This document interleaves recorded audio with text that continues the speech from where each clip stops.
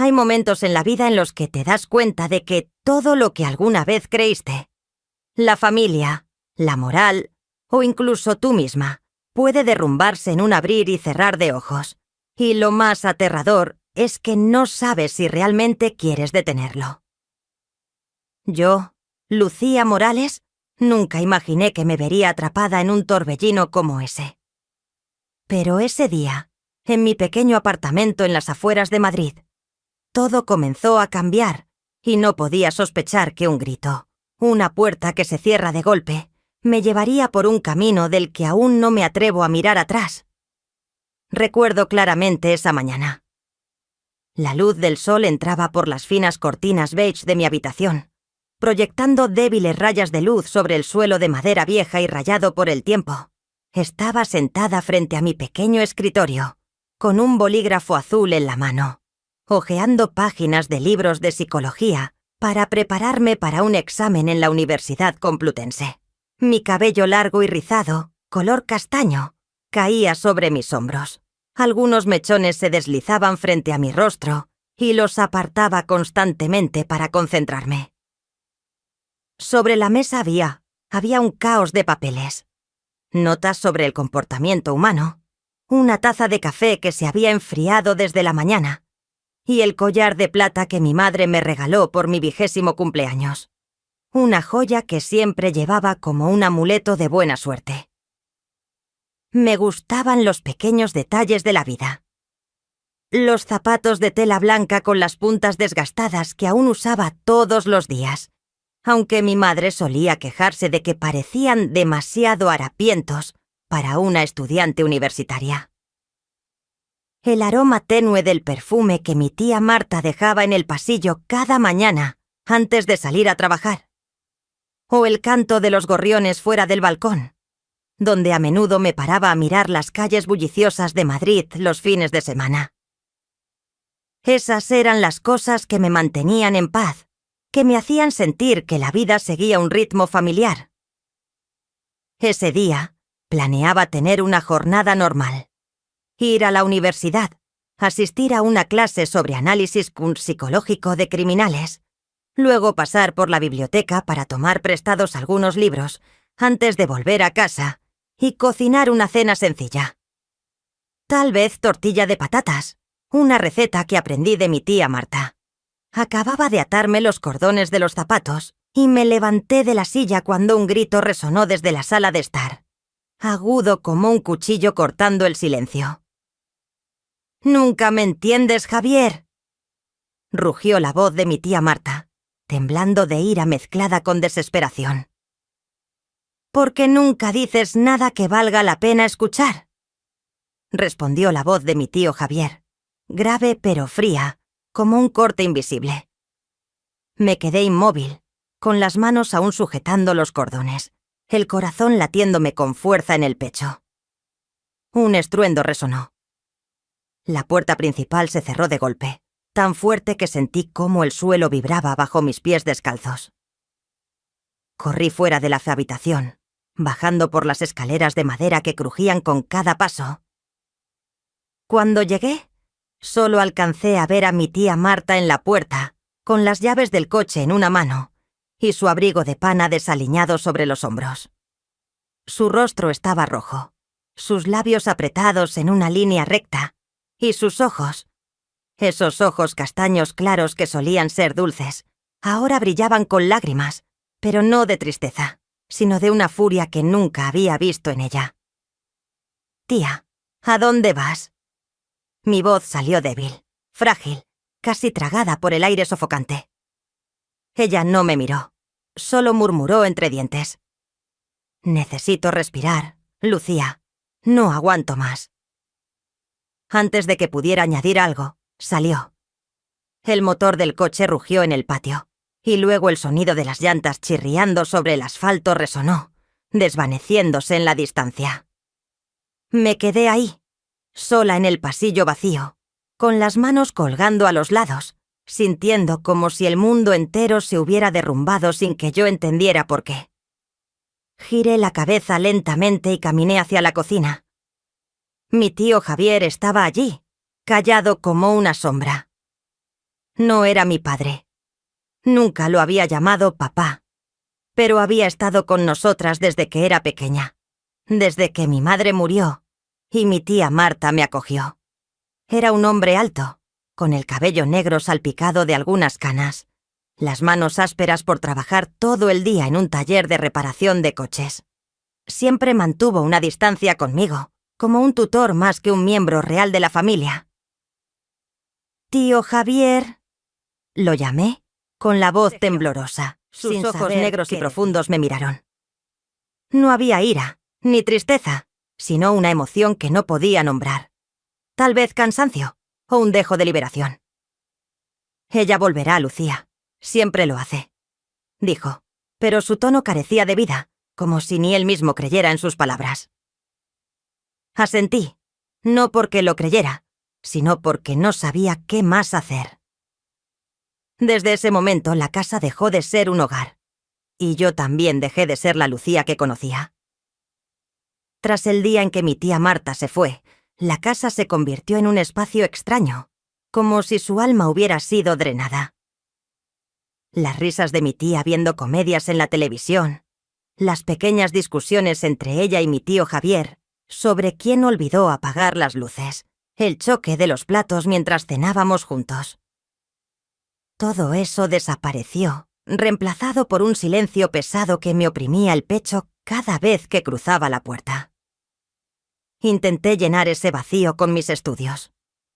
Por las mañanas, iba a la universidad, me sentaba en el aula fría de la Complutense, tomando notas sobre cómo funciona la mente humana en situaciones de estrés. Me gustaba esa asignatura. Me daba una sensación de control, como si al entender a los demás pudiera entenderme a mí misma. Pero cada noche al volver a casa, no podía escapar de la realidad. La casa ahora solo éramos mi tío Javier y yo, dos extraños obligados a compartir un espacio. Mi tío Javier seguía allí, como una sombra silenciosa moviéndose por las habitaciones. Antes no pensaba mucho en él. Para mí, era un hombre serio, callado, siempre ocupado con su trabajo en el taller de coches. Rara vez me hablaba más allá de preguntas como «¿Cómo te fue hoy en la universidad?» o «¿Ya comiste?». Pero ahora, con mi tía Marta ausente, empecé a notar pequeños detalles sobre él. Cómo se pasaba la mano por el cabello hacia atrás después de un día de trabajo, dejando ver gotas de sudor corriendo por su frente. Cómo sus manos ásperas sostenían un vaso de agua, con callos que contaban historias de horas trabajando con maquinaria, o la mirada perdida en sus ojos cuando se sentaba solo en la sala, como si estuviera sumido en un mundo al que yo nunca tendría acceso. Una noche, después de un día agotador en la universidad, llegué a casa con los pies doloridos por haber estado de pie durante horas en una clase práctica de análisis de comportamiento. Entré a la cocina para tomar un vaso de agua y vi a mi tío Javier sentado allí, bajo la tenue luz de la lámpara colgante de la pared. Frente a él había una caja de madera vieja, con la tapa abierta, llena de fotos y algunos objetos pequeños. Un brazalete de tela, una postal amarillenta. «¿Qué es eso, tío?», pregunté con voz suave como si temiera romper el silencio. Levantó la vista. Sus ojos se entrecerraron un poco, como si lo hubiera sacado de un trance.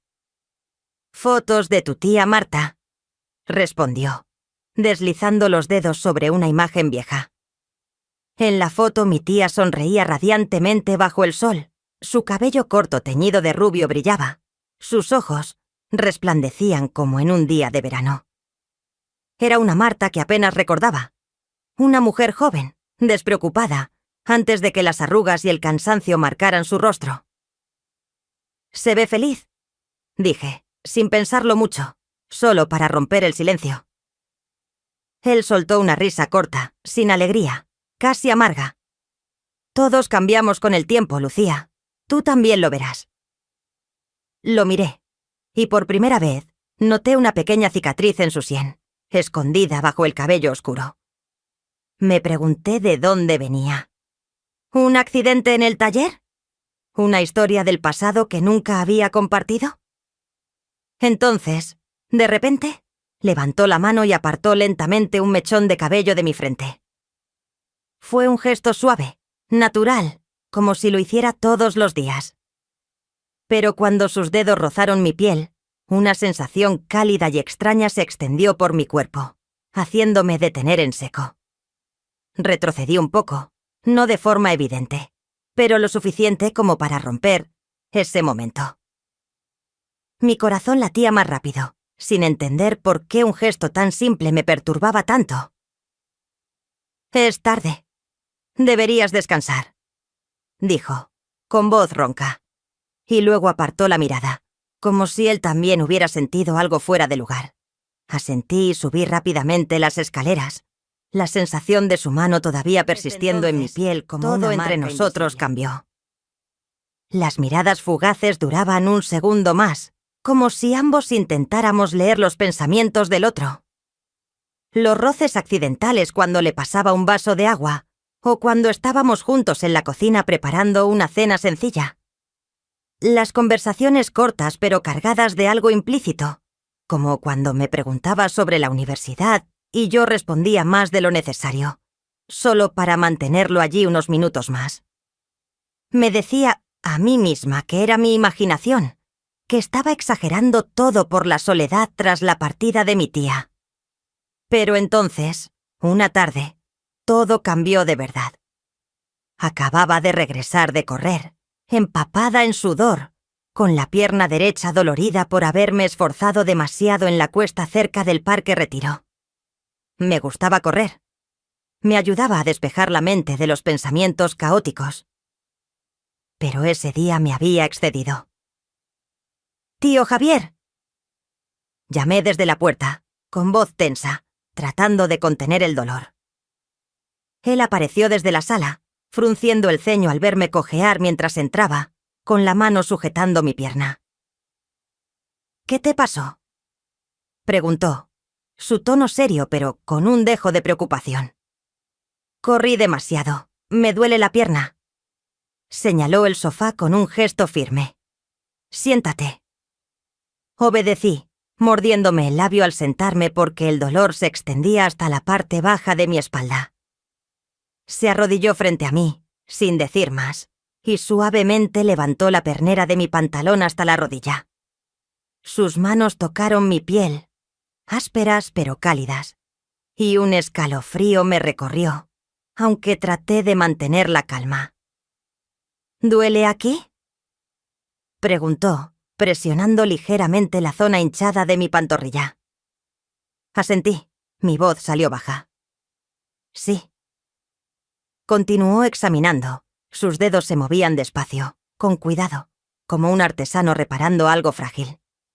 Pero luego, cuando presionó un poco más fuerte en el punto dolorido, dejé escapar un pequeño gemido, no del todo por el dolor, sino por otra sensación. Una corriente eléctrica que atravesó mi cuerpo, haciendo que mi respiración se detuviera por un instante. Sus ojos se alzaron hacia los míos al instante, encontrándose con mi mirada. En ese momento ninguno de los dos se movió. Sentí su respiración, tan cerca que aceleró mi pulso. Sus ojos negros me atraparon, profundos, como buscando algo en mí. Entonces retiró la mano, bajó la pernera de mi pantalón y se puso de pie rápidamente. «No es grave. Descansa y ponte hielo», dijo con voz más ronca de lo habitual, como si estuviera conteniendo algo. Asentí, sin atreverme a decir más, pero la sensación de sus manos permaneció en mi piel, ardiente y persistente, como un recordatorio de que algo entre nosotros había cambiado irrevocablemente. No hablamos de lo sucedido ese día, pero el ambiente en la casa era completamente diferente. Cada vez que mi tío Javier y yo estábamos cerca, sentía una corriente eléctrica recorrer mi cuerpo, una tensión que no podía controlar. Empecé a notar cada detalle de él, cómo su camisa de algodón se ajustaba a sus hombros anchos, revelando los músculos firmes ganados por años de trabajo duro. El olor a aceite de motor que desprendía su ropa después del taller, mezclado con un toque de sudor masculino, o la forma en que me miraba. Ya no era la mirada distante de un adulto, sino algo más profundo, más intenso, como un fuego latente a punto de estallar. Una noche, después de una cena silenciosa con arroz con pollo que preparé a toda prisa, me senté en el sofá con una bolsa de hielo sobre la pierna. El dolor había disminuido, pero seguía poniéndome hielo cada noche, como una excusa para quedarme más tiempo en la sala. Mi tío Javier entró, se detuvo en la puerta por un momento, con las manos en los bolsillos, sus ojos recorriéndome como si evaluara algo. Luego se sentó en el otro extremo del sofá, a una distancia que no era ni demasiado cerca ni demasiado lejos. ¿La pierna está mejor?, preguntó con voz grave y tranquila. Sí, gracias, tío, respondí, intentando sonar normal, aunque mi corazón ya latía más rápido. Encendí el televisor, pasando canales para romper el silencio opresivo. Una película antigua apareció. Cinema Paradiso. La luz en blanco y negro parpadeaba en la habitación, proyectando sombras extrañas en las paredes. No estaba realmente viendo, solo quería algo que llenara el espacio entre nosotros. Pero entonces, no sé en qué momento, la distancia en el sofá se redujo. Tal vez estaba cansada y relajé mi cuerpo tras un día largo en la universidad. Tal vez él también, porque su hombro se inclinó ligeramente hacia mí, como atraído por una fuerza invisible. Un roce ligero. Sus dedos rozaron mi mano en el sofá, donde la había apoyado para sostener la bolsa de hielo. Fue como una chispa, haciendo que me detuviera en seco, con la respiración atrapada en la garganta. No retiré la mano. Él tampoco. Sus dedos quedaron allí, cálidos, temblando ligeramente, como esperando algo. Sentí las líneas ásperas de su piel, duras pero gentiles, y un calor se extendió desde mi mano hasta mi pecho, haciendo que mi corazón latiera con fuerza. Giré la cabeza lentamente y encontré sus ojos. Esos ojos negros ya no eran fríos ni distantes. Ardían, llenos de deseo, como si me arrastraran a un abismo sin salida. Mi respiración se volvió pesada. Mi pecho se tensó por una emoción que no me atrevía a nombrar. Él movió los dedos, entrelazándolos con los míos, apretando un poco más. Mi piel se encendió, como si quemara bajo su toque. Sentí el calor de su cuerpo, tan cerca que podía oler la mezcla de aceite de motor y piel. Un aroma rudo, masculino, que hizo que mi mente diera vueltas. «Lucía».